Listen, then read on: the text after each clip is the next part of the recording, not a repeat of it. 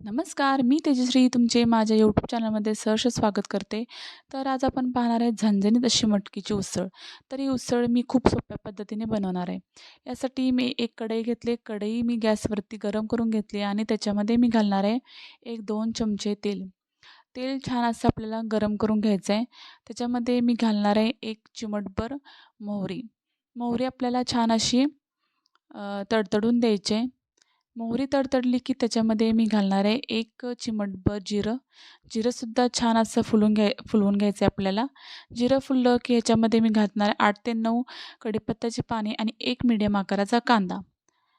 तर मीडियम आकाराचा कांदा घातला की आता ह्याच्यामध्ये मी घालणार आहे 1 मीडियम आकाराचं टोमॅटो. टोमॅटोसुद्धा मी छान असं बारीक चिरून घेतलं आहे.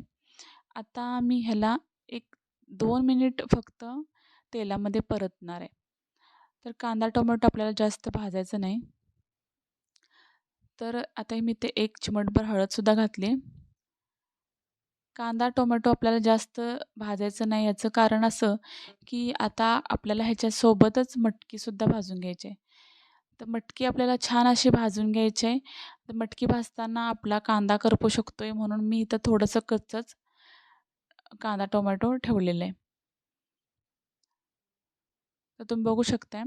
आता ह्याच्यामध्ये मी मटकी घातली. ही मटकी मी आता पावशेर घेतली आणि ह्याला एक 5 ते 7 मिनिट छान असं मी ह्याच्याबरोबर कांदा आणि टोमॅटोबरोबर भाजून घेणार आहे.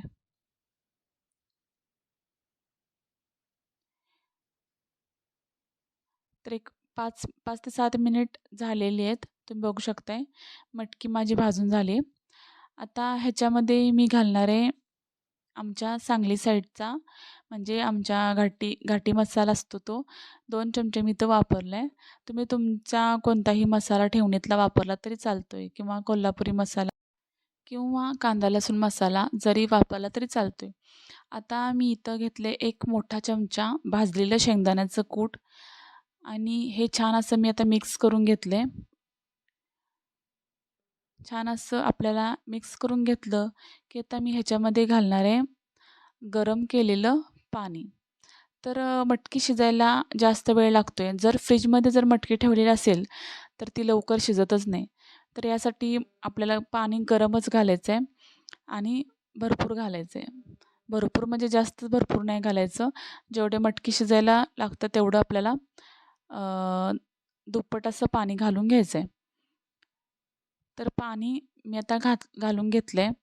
आता मी ह्याच्यामध्ये घालणार आहे शेवटी 1-1.5 चमचा गरम मसाला आणि एक भरपूर अशी मी आता इथं घालणार आहे हिरवी कोथिंबीर.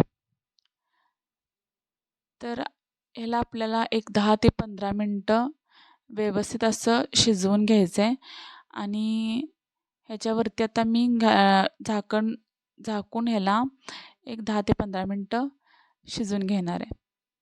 तर 15 मिनिट झाली आहेत. आता आपण बघूया की आपली मटकी शिजली आहे का? तर तुम्ही बघू शकताय इथं मटकी अशी व्यवस्थित अशी शिजली आहे. तर तयार झालेली आहे आपली मटकीची उसळ किंवा तुम्ही मटकीची भाजीसुद्धा म्हणू शकताय. तर तर ही मटकीची उसळ तुम्ही चपातीबरोबर, भाकरीबरोबर, बाजरीच्या भाकरीबरोबर खूपच मस्त लागते आणि टिफिनसाठी तुम्ही हे देऊ शकताय. टिफिनसाठी हा खूप छान असा ऑप्शन आहे. आणि जर तुम्हाला अशा छान छान रेसिपी पाहायच्या असतील तर प्लीज माझ्या चॅनलला सबस्क्राईब नक्की करा आणि व्हिडिओला लाईक करा आणि शेअर करायला विसरू नका. धन्यवाद.